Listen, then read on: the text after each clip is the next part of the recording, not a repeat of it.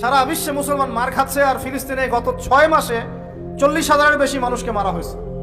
আমি আজকে এটা নিয়ে রিসার্চ করতে গিয়ে দেখলাম যে ওখানকার পাদ্রীরা বলতেছে, ওখানকার যারা পাদ্রী, ইহুদি পাদ্রী যারা, এরা কত বদের হাড্ডি দেখেন। এরা বলতেছে যে ফিলিস্তিনের একটা শিশুকে দেখলেও গুলি করে হত্যা করে দিতে হবে, কারণ এরা যদি বড় হয় এরা আমাদের বিরুদ্ধে অস্ত্র ধরবে। ওরা কিন্তু বুঝে ফেলছে ঠিকই কথা, ওরা যদি বড় হয় ঠিকই আমাদের বিরুদ্ধে কি করবে, অবশ্যই ধরবো আমরা, অবশ্যই ফিলিস্তিনের বাচ্চারা তোমাদের বিরুদ্ধে অস্ত্র ধরবেই ধরবে ইনশাআল্লাহ। কয়টাকে পারবে? আল্লাহ পাক ওইখানে আরো বেশি বেশি যমজ বাচ্চা দান করে, জানেন ওখানে বেশি বেশি যমজ বাচ্চা হয়, দুটো করে ছেলে হয়, গবেষণা দেখা গেছে। এখানে আপনারা বাচ্চা কমানোর প্ল্যান করছেন না, একটা করে নিব না 2টা করে, আর ওইখানে আল্লাহ পাক যমজ ছেলে বাচ্চা দিচ্ছেন মাশাআল্লাহ। ওখানে মুজাহিদ দরকার। দেখেন মূল ইস্যুগুলোকে বাদ দিয়ে ওরা এইভাবে আগাচ্ছে। ওরা চায় পুরো হোলি ল্যান্ডটাকে দখল করতে, একদম মুসলমানদেরকে 100% নির্মূল করতে। আর আরবের মুনাফিক রাষ্ট্রগুলোকে তো ওদের তাবেদার বানায় ফেলছে। ওদের কাজ খেপসা খাওয়া, খেপসা খাবে আর মিটিং ডাকবে আর বলবে কিছু করা দরকার। আমি এগুলো কথা আমার পাগড়ির ওজনে বলতেছি না, কথাগুলো বলতেছি আমি জিওপলিটিক্স জানি বলেই, কারণ আমরা এগুলো পড়েছি ইউনিভার্সিটিতে। 10টা মুসলিম কান্ট্রি আছে পৃথিবীতে, বড় বড়, বা বেশি না 10টার কথা বললাম। এই 10টা কান্ট্রি যদি একসাথে হয়, এদের সামরিক সৈন্যের সংখ্যা, অস্ত্রের সংখ্যা, আপনার ওই রাষ্ট্রে মজুদকৃত গ্যাস এবং তেলের পরিমাণ, জিডিপি, এগুলো ওই পশ্চিমা বিশ্বের 25টা কান্ট্রি একসাথে হইলেও পারবে না। কিন্তু আল্লাহু আকবার, কিন্তু এই 10টা কান্ট্রিকে আপনি একসাথে বসাইতে পারবেন না। এখন পর্যন্ত একসাথে একটা ফোর্স গঠন করতে পারলো না, ইহুদির বিরুদ্ধে কোনো ব্যবস্থা নিতে পারলো না, কোনো চাপ প্রয়োগ করতে পারলো না, ইভেন পণ্যটুকু বয়কট করতে পারলো না, গ্যাস বন্ধ করতে পারলো না, তেল সাপ্লাই বন্ধ করতে পারলো না। এখন পর্যন্ত বাণিজ্য এগুলো সব চলতেই আছে। আর আমরা তো মাশাআল্লাহ পড়ে আছি বাংলাদেশের মানুষ, আমিন ফাতিহা, সূরা ফাতিহা, আমিন, জানাজার নামাজ, রফুলিয়া দেন পায়পা, আর কি 8 টাকা 10 টাকা, আমাদের তো ভাই দিন এইটুকু। আর এইটুকু ঠিক না হলে আমার আকীদা সহি হচ্ছে না, তাই না বিষয়টা? এইটুকু তার মনের মতো ফতোয়ায় না যেতে পারলে আমার আকীদা সহি না। যতক্ষণ পর্যন্ত ওর মনের মতো, ওর ফিকহি আমি না বুঝতে পারতেছি, ততক্ষণ পর্যন্ত আমার আকীদাও ঠিক হয় নাই। সুবহানাল্লাহ, এই হলো অবস্থা আমাদের।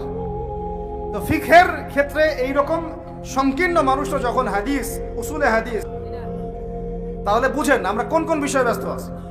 ফেসবুক ইউটিউব বন্ধ করেন, পত্রিকা পড়েন, বিশ্বের মিডিয়াগুলো রিসার্চ করেন। আর এখনকার বিশ্বের বড় বড় মিডিয়াগুলো কিন্তু ওরা নিয়ন্ত্রণ করে, তাই আমাকে ভালো করে অ্যানালাইসিস করতে হবে কোন মিডিয়া থেকে আপনি তথ্য নিচ্ছেন। ওরা যদি আমার একটা মূলনীতি মেনে চলেন, পশ্চিমারা যদি কাউকে বলে এ মিথ্যাবাদী, ধরে নেবেন সে সত্যবাদী, বুঝতে পারেন এই কথা। ওরা যদি কাউকে বলে অমুক মুসলিম সন্ত্রাসী, বুঝে নেবেন এই মুসলিম জান্নাতে যাইতে পারে ইনশাআল্লাহ। ওরা যদি কোনো মুসলমানকে বলে এরা মৌলবাদী, বুঝবেন এরাই পাক্কা মুসলমান। ওরা যদি কোনো দেশকে বলে এরা মোল্লা, বুঝবেন এরাই পাক্কা মুসলমান। মানে এটা সেই যুগ যে সত্যকে মানুষ মিথ্যা বানাবে, আর মিথ্যাকে কি করবে, সত্য বানাবে। এটা কিতাবুল ফিতান পড়েন, বুঝবেন। এদেরকে আমি এইভাবে মানদণ্ডে রেখে দিয়েছি। যদি বলে অমুক খারাপ, বুঝবেন ভালো না, ও ভালো। যদি বলে অমুক শান্তিতে নোবেল পাইছে, বুঝবেন এ বেটা বদের হাড্ডি। কথা বুঝতে পারছেন? ওই যে মিয়ানমারের একজন রেদি ছিল নোবেল, মনে আছে? হাজার হাজার মানুষরা মারলো, ওরে দিল শান্তিতে নোবেল। কি বুঝেন নাই? 1000টা মানুষকে মারার পরে ওকে দিল কিসে নোবেল? আর একজনকে দিয়েছে অর্থনীতিতে নোবেল, সে বাংলাদেশের সুদ চালু করছিল। কি চালু করছিল? অনেক ভিতরে চলে যাই, রাতও অনেক গভীর হচ্ছে। আর আমাদের একটা বড় হায়াত খেয়ে ফেলতেছে ঢাকার রাস্তাঘাট আমাদের জীবনে একটা বড় হায়াত খেয়ে ফেলতেছে। 3 ঘন্টা 4 ঘন্টার ট্রাফিক জ্যাম আমাদের ডেইলি রুটিন হয়ে গেছে। কথা একটা আসলে বলে ফেলি, ট্রাফিক জ্যামে যদি পড়েন, ওই সময় তাসবিহ তাহলিলগুলো করবেন বেশি বেশি করে। ওই সময় বসে বসে 1 পারা কোরআন তেলাওয়াত করে ফেলবেন, একটা লেকচার রেডি করে ফেলবেন, একটা বই পড়ে ফেলবেন, সময়টা কাজে লাগাবেন। আজকে ট্রাফিক জ্যামে বসে আমি যা দেখলাম, আপনাদের শুনলে চোখ ছানা পাড়া হয়ে যাবে। ট্রাফিক জ্যামে গাড়ির ভিতরে গান ছেড়ে দিয়ে নাচানাচি করতেছে। মানুষের কি অবস্থা! আমি বলি না, এমনি বলি না যে Dhaka the city of Akhiruzzaman, এখানে এমন কোনো পাপ নাই যেটা হচ্ছে না, এমন কোনো পাপ নাই। সুদ চরমে, সুদ, ঘুষ চরমে, দুর্নীতি চরমে, ক্ষমতার একটু দাপট আছে, একদম মাজলুমের উপর যা জুলুম হচ্ছে, জুলুম করতে কেউ বাদ রাখি না। এমনকি দেখা যায় রাস্তার যে মিসকিন ফকির, ওরাও বিশ্বাস করা যায় না ওকে টাকা দেওয়া যাবে কি যাবে না। হিজরা ছিল না, অপারেশন করে হিজরা হয়েছে, যাতে সারা জীবন কোনো কাজ করা না লাগে। তারপরে আপনাকে এসে বলবে হাত নাই, ভিতরে একটা হাত আছে, আপনি দেখতে পারতেছেন না। পা ইচ্ছা করে একটা অপারেশন করছে যাতে সারা জীবন একটু খরায় খরায় হাঁটতে হয়, কোনো কাজ করা না লাগে। আমি এমনও দেখছি একটা বাচ্চাকে নিয়ে শোয়া রাখছে রোদের মধ্যে, আমি গিয়ে বললাম যে কি হয়েছে বাচ্চা, অসুস্থ। তো মায়া দয়া করে আমরা তো কিছু দান করে দিয়ে আসলাম। পরে আমাকে আরেক ভাই বলতেছে, ভাই আপনি কি করলেন এটা? কেন, কি হয়েছে? কি করবে জানেন, এই বাচ্চা তো অসুস্থ না, এই বাচ্চাকে ঘুমের ওষুধ খাওয়াইছে। ওই বাচ্চারে ঘুমের ওষুধ খাওয়াইছে, রোদে শোয়ায় রাখছে, মানুষকে দেখাবে অসুস্থ, টাকা দেন। টাকা নিয়ে ওটা যে টাকাটা দিন শেষে হবে এর একটা অংশ দিবে ওই বাচ্চার বাপকে আর মাকে, ওই বাচ্চা তার নিজেরও না। বুঝতে পারলাম বিষয়টা? এত বুদ্ধি বাঙালির মাথায়, সুবহানাল্লাহ। তো এই ঢাকা শহর থেকে সবচেয়ে আগে বিদায় নিয়েছে বিশ্বাস, তারপর বিদায় নিয়ে চলে গেছে আমানতদারিতা। উপর থেকে নিচ পর্যন্ত খালি খেয়ানত আর খেয়ানত, যেখানে যাবেন খালি খেয়ানত।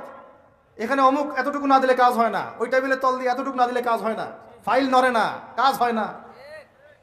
আর এখানে এইসব জায়গায় এমন কিছু মানুষকে বসানো হয়েছে, সুবহানাল্লাহ, দাড়ি টুপি পাগড়ি জুব্বা দেখলেই ওদের মনে চুলকানি শুরু হয়ে যায়, চুলকানি শুরু হয়ে যায়।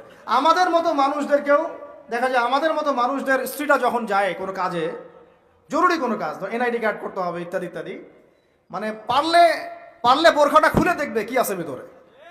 এতই তোর এত ছোট লোক, এতই তোর এত ছোট লোক, তো সুযোগ পাইলে হাতছাড়া করতে চায় না। ওরা আমরা যখন গিয়ে চার্জ করি তখন বলে হুজুর ভুল হয়ে গেছে, মাফ করে দেন। মানে মগের মূল্য পাইছে অনেকে, তবে এইসব মগের মূল্য বেশি দিন টিকবে না ইনশাল্লাহ, বেশি না, অপেক্ষা করতে থাকেন।